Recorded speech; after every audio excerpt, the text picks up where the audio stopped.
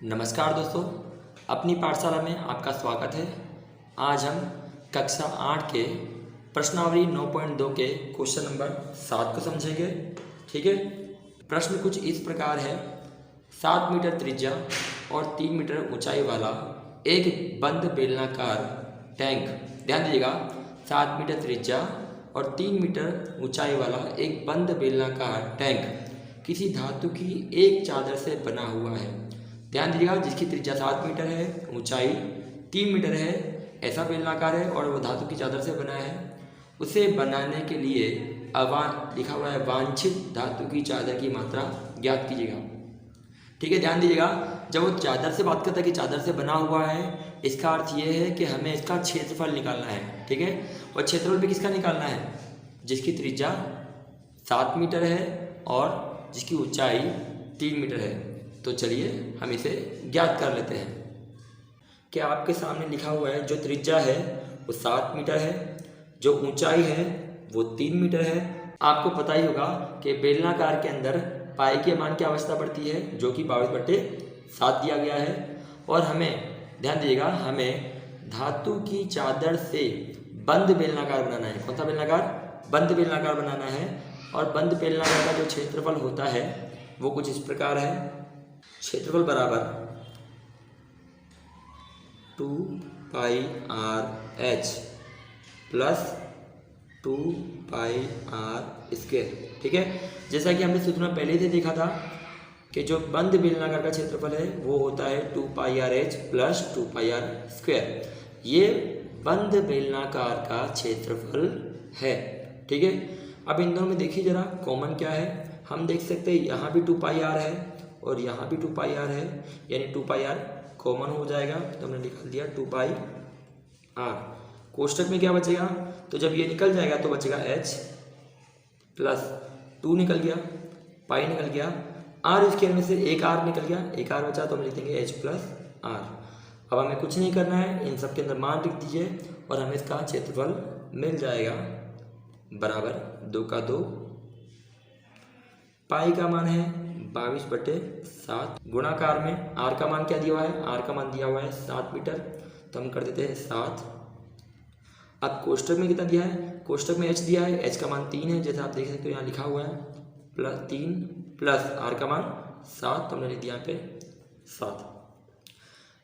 ठीक है, जैसा कि आप जानते हो गुणाकार में ऊपर नीचे या क्रॉस में कटता है, तो ये 7 इस 7 से कट जाएगा, तो ये कट गया 7 × 7 और ये हो जाएगा 7 × 7।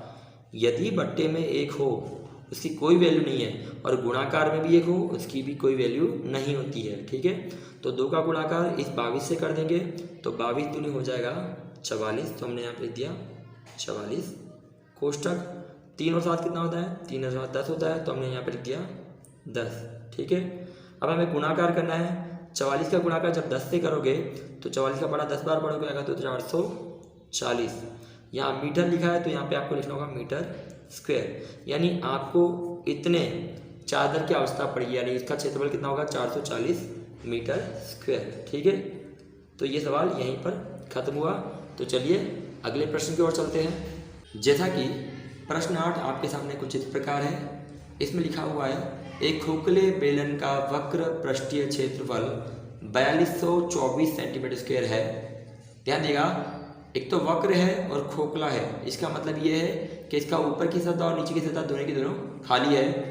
इसे इसकी ऊंचाई के अनुदिश काट कर 32 सेंटीमीटर चौड़ाई लिखा है चौड़ाई की एक आयताकार चादर बनाई जाती है। ध्यान दीजिएगा, जो बेलन है उसको काट कर एक चादर बनाई गई है जो आयताकार है।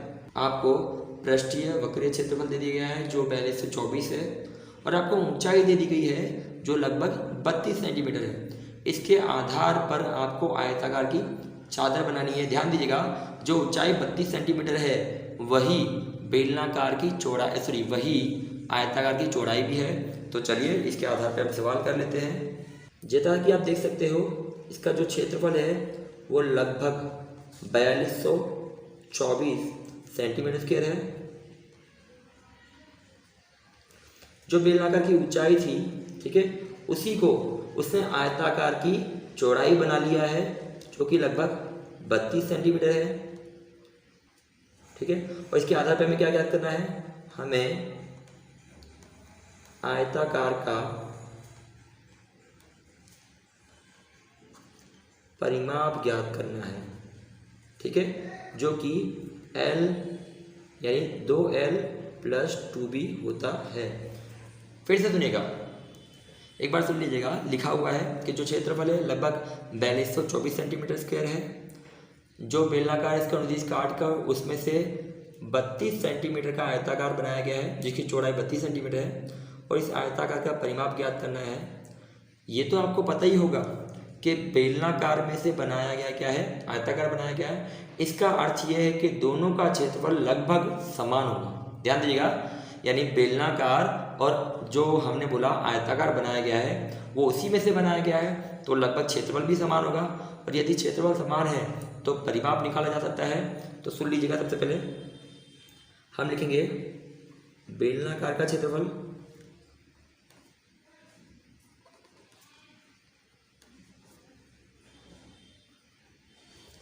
बराबर आयताकार का क्षेत्रफल। आपको पता है कि बेलनाकार का क्षेत्रफल कितना है, वो 4224 है, बराबर आयताकार का क्षेत्रफल का सूत्र क्या होता है, इसका सूत्र होता है L गुणा B, ठीक है, जैसा कि आप जानते ही हो। अब आपको पता है कि B का मान 32 यहाँ दिया हुआ है, तो यदि मैं यहाँ 32 लिख दूँ तो मेरे को L का मान मिल जाएगा। तो हम लिखेंगे 4224 L गुणाकार में 32 बराबर।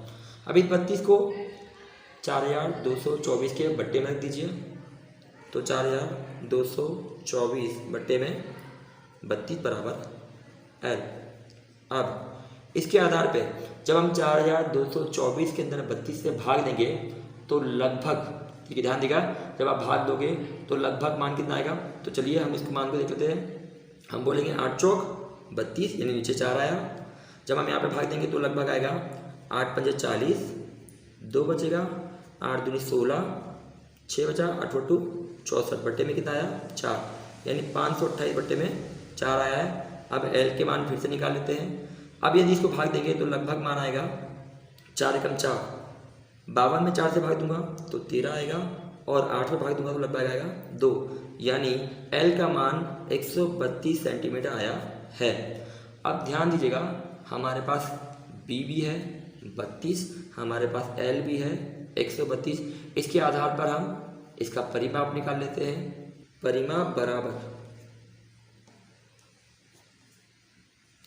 2L + 2B बराबर 2 का 2।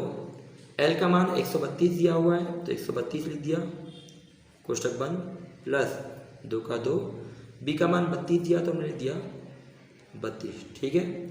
अब कुछ नहीं करना है, गुणाकार करना है। इस 2 का गुणाकार 132 से करेंगे तो लगभग आएगा 264, प्लस इस 2 का गुणाकार 32 से करेंगे तो आएगा लगभग 64 बराबर। हम 264 और 64 का जोड़ कर देते हैं। 4 और 4 8, 6 और 6 12, 12 की 2, हाथ से जुड़ी 1, और ये आया 3। इस प्रकार का जो परिमाप है वो आया 324 सेंटीमीटर। और एक और बात ध्यान दीजिएगा, ये जो क्वेश्चन है वो तो पाठ्य पुस्तक में दिया हुआ है, लेकिन इसके पीछे जो आंसर आया है जो आपको दिख रहा हुआ है, वहाँ ये जो B है उसे 33 मान लिया गया है। कितना मान लिया गया है 33। यदि आप B को 33 मान के चलोगे तो पाठ्य पुस्तक के पीछे जो आंसर आया है वो आंसर आ जाएगा। यानी इसका मतलब ये है कि प्रश्नावली को छापते समय थोड़ी सी गलती हो गई है, ठीक है। तो चलिए प्रश्न 9 की तरफ चलते हैं। लिखा हुआ है किसी सड़क को समतल करने के लिए एक सड़क रोलर को सड़क के ऊपर एक बार घूमने के लिए, ठीक है, सुनना, एक बार घूमने के लिए 750 चक्कर लगाने पड़ते हैं। ध्यान दीजिएगा, लिखा हुआ है किसी सड़क को समतल करने के लिए एक सड़क रोलर को सड़क के ऊपर एक बार घूमने के लिए, ठीक है, 750 लिखा 750 चक्कर लगाने पड़ते हैं। यदि सड़क रोलर का व्यास 84 सेंटीमीटर हो और इसकी लंबाई, ध्यान देगा, अगर सड़क जो रोलर है जो पहिया होता है उसकी लंबाई है 1 मीटर और इसी लंबाई को हम उसकी ऊंचाई बोल सकते हैं। है तो सड़क का क्षेत्रफल ज्ञात कीजिए। ध्यान दीजिएगा, आपको सड़क का क्षेत्रफल बोला गया है। अब जरा मैं आपको समझा देता हूँ क्या बोला गया है। सबसे पहले बोला गया है, सुनिएगा, एक रोलर होता है ना आपके सामने, रोलर चाहिए आगे के पहिए को कल्पना कीजिए कि वो जो पहिया है वो बेलनाकार जैसा होता है। ध्यान दीजिएगा, जो रोड रोलर होता है उसके आगे वाला पहिया अगर मैं खड़ा कर दूं तो बताइए बेलनाकार जैसा होगा। अब वो जब पहिया सड़क पे घूमता है तो आपको पता ही है कि सिर्फ ऊपर ऊपर यानी गोल गोल कुछ इस प्रकार घूमता है ना। यदि कुछ इस प्रकार घूमता है इसका मतलब है कि इसका वक्रीय क्षेत्रफल की बात कर रहा है। किसकी बात कर रहा है? वक्रीय क्षेत्रफल। यानी मुझे वक्रीय क्षेत्रफल मिल जाए तो मैं आसानी से इसका क्षेत्रफल निकाल सकता हूँ। और ये बोला गया है कि उस पहिए को, सड़क को प्लेन करने के लिए, यानी उसके ऊपर से घूमने के लिए 750 चक्कर लगाने पड़ते हैं। जब वो पहिया लगभग 750 चक्कर लगाता है तभी रोड रोलर से उस रोड को प्लेन किया जा सकता है। इसका मतलब ये है कि बेलनाकार का अगर मैं क्षेत्रफल निकाल लूँ, ध्यान दिया, बेलनाकार का क्षेत्रफल निकाल दूँ, जो क्षेत्रफल आएगा वो थोड़ी दूरी के लिए होगा, लेकिन इसमें बोला गया है उस पहिए द्वारा 750 बार घूमने के बाद ही रोड प्लेन होती है। इसका मतलब है जो भी क्षेत्रफल निकलेगा उसका 750 से गुणाकार कर दो तो हमें क्षेत्रफल मिल जाएगा, यानी सड़क का क्षेत्रफल हमें मिल जाएगा। तो चलिए सबसे पहले मैं उस बेलनाकार पहिए की ऊंचाई, उसका व्यास, उसकी त्रिज्या पता लिख लेता हूँ। तो देख लीजिए, उसकी ऊंचाई थी जो लगभग 1 मीटर थी, जैसा कि हमने लिख दिया 1 मीटर। और आप जानते हुए कि उसकी जो चौड़ाई थी, यानी हम चौड़ाई नहीं बोल सकते, उसका जो व्यास था, ठीक है, वो लगभग था 84 सेंटीमीटर। कितना था? 84 सेंटीमीटर। और आपको पता ही है कि इसकी जो त्रिज्या होती है वो इसका आधा होती है, तो लगभग हो जाएगा 42 सेंटीमीटर। ध्यान दीजिएगा, जो त्रिज्या दी गई है वो 42 सेंटीमीटर है और जो हाइट दी है उस पहिए की वो 1 मीटर दी है। इस 1 मीटर के अंदर आपको पता ही है कि मैं इसे यदि सेंटीमीटर में कन्वर्ट करूँ तो हो जाएगा 100 सेंटीमीटर। इस प्रकार जो ऊंचाई है वो 100 सेंटीमीटर मिल गई है और जो त्रिज्या है वो 42 सेंटीमीटर मिल गई है। तो हम लिखेंगे अब सड़क का क्षेत्रफल जो कितना होगा, वो होगा 750 गुना किसका? उस बेलनाकार के पहिए का। ठीक है, तो लिख रहा हूँ बेलनाकार का क्षेत्रफल बराबर 750 का 750 गुणाकार का गुणाकार। ध्यान दीजिएगा, यहाँ पे जो बेलनाकार है वो पहिए के रूप में है और पहिए में आपको पता ही है कि जो बेलनाकार सिर्फ ऐसे घूमता है। इसका मतलब सिर्फ उसकी वक्र सतह होती है वही उसके समतल में आती है, यानी देना रोड को प्लेन करती है। तो हम बोल सकते हैं इस बेलनाकार का जो क्षेत्रफल होगा वो लगभग होगा 2πr/h। ठीक है, तो मैंने लिख दिया 2πr/h। अब लिखेंगे 750 का 750 गुणाकार का गुणाकार, 2 का 2, पाई का मान आपको पता ही होगा जो 22/7 होता है, तो 22/7 लिख दिया, गुणाकार आर का मान 42 सेंटीमीटर दिया है तो हमने लिख दिया यहाँ पे 42 सेंटीमीटर, गुणाकार और एच का मान 100 सेंटीमीटर दिया है तो मैं यहाँ लिख देता हूँ 100 सेंटीमीटर। ठीक है, बराबर का बराबर आपको पता ही है, इस 7 से इसे काटा जा सकता है, 7 एकम 7, 7 6 42, यानी 6 आ गया। ये 750 का 750 हो जाएगा। ठीक है, गुणाकार में 2 का गुणाकार अगर मैं 22 से कर दूं तो लगभग आएगा 44, गुणाकार 6 का 6 और ये हो जाएगा गुणाकार में 100। ध्यान दीजिएगा, ये जो क्षेत्रफल आने वाला है वो सेंटीमीटर स्क्वायर में आने वाला है कि यदि इस सेंटीमीटर स्क्वायर को मैं यदि मीटर स्क्वायर में बदलता हूँ तो मुझे, ठीक है, 2 बार 100 से भाग देना होगा। ध्यान दीजिएगा, यदि सेंटीमीटर को मुझे मीटर स्क्वायर में बदलना है तो मुझे 100 बार यानी 2 बार 100 से भाग देना होगा। तो 750 का 750 गुणाकार का गुणाकार, 44 का 44 गुणाकार में 6 और गुणाकार में 100। मैंने यहाँ 2 बार 100 से भाग दे देता हूँ, ये 100 गुणाकार में 100, इसे लिख दिया हमने मीटर स्क्वायर। ठीक है, अब ये मीटर स्क्वायर में हो गया है।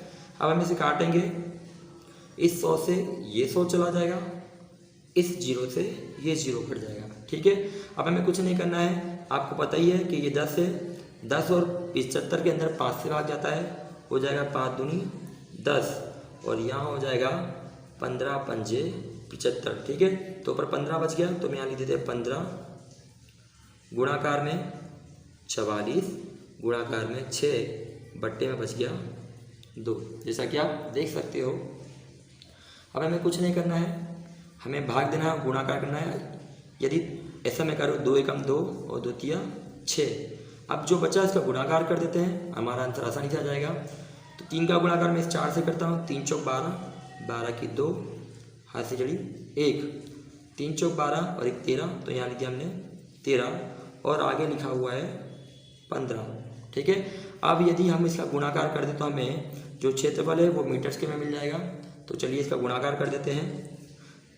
15 का पढ़ा 2 बार पढ़ेंगे। 15 दूनी 30, 30 की 0, हाथ से जड़ी 3, 15 तिया 45, 45 और 3 होता है 48, 48 की 8, हाथ से चढ़ी 4, 15 कम 15 और 15 और 4 होता है 19। इस प्रकार इसका जो क्षेत्रफल है वो लगभग आया है 1980 मीटर स्क्वायर। ध्यान दीजिएगा ये सड़क का क्षेत्रफल है। ठीक है।